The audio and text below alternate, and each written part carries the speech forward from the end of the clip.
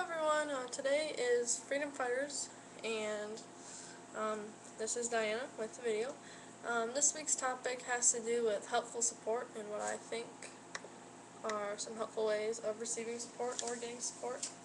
So I have a little list here. I'm going to start reading off a few things I think that parents can do, and do's and don'ts, mainly. So first off, some things that parents should do, and loved ones, anyone who's your caretaker.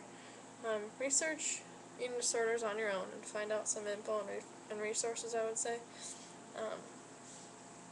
Researching an eating disorder to get a better understanding of what your son or daughter is going through can be really helpful because unless you've had the disorder, it's really, really hard to relate to not being able to eat. It seems like such an easy thing to normal people, but to us it's one of the hardest things we have to do each and every day. Be there to listen and be there to talk to your son or daughter when they're having issues. I find it really nice to have someone to talk to. Sometimes you just, you need that one person that'll be there for you, and I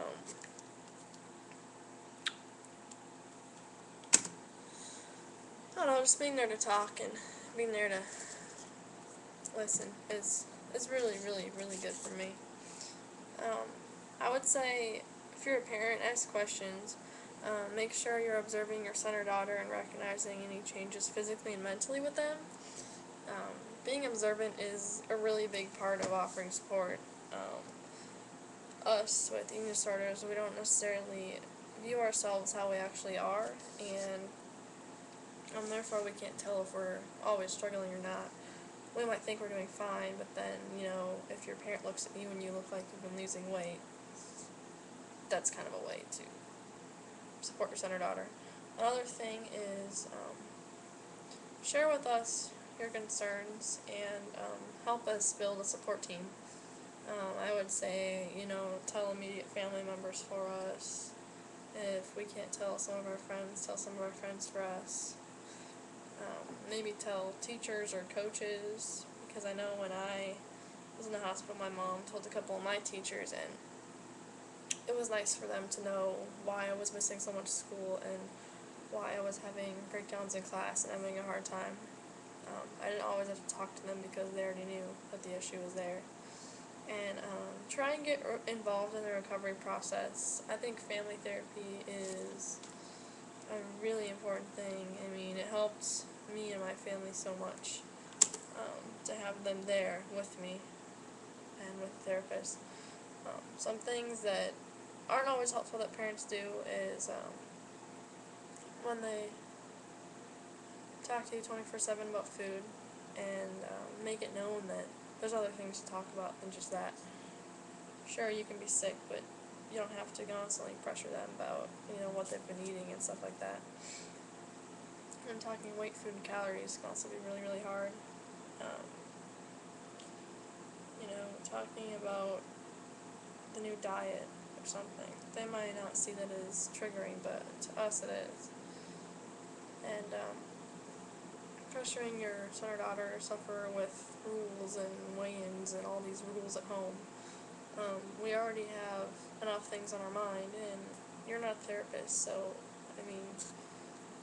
you shouldn't really be treating us and giving us boundaries. Yeah, make sure we're eating at home like we're supposed to be, but leave the rest to the doctors and the therapists.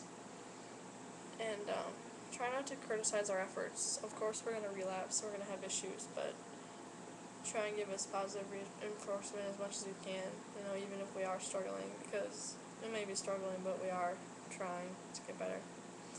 Another thing that I've found that's helpful support is definitely finding, a team, telling people that you know, telling friends and family, especially immediate family. Friends, your closest friends that you trust. It's nice if friends know what's going on with you, because if you're struggling and, it's hard for you to tell a parent, you can always tell one of them, and they can get you through it. Or one of my friends, I was telling her how I was having trouble at college, and she was saying if you don't tell your mom in a certain amount of weeks, I think she gave me 2 weeks, or if you don't tell someone and try and get support at your college, and I'm going to have to tell your mom for you. So that's a positive thing of having friends, you know. Coaches and teammates, especially if you become physically too ill, then they'll already know that there's an issue there, and they'll know the reason why. They can look out for you when you're exercising to make sure you're not overdoing it, stuff like that. And definitely try and seek out other eating disorder sufferers. Um, Obviously, there aren't that many that you can seek out in person, but YouTube, online, chat rooms, stuff like that, over Facebook, it's really helpful, because, not that many people that you know face to face are going to be able to talk to you about your eating disorder like an actual, other sufferer would be. But just a warning, make sure that they're going to be positive and not triggering to you, and make sure that you guys are, focused on recovery and not kind of like comparing yourselves to each other and having little games about who could be sickest, because that's not always good.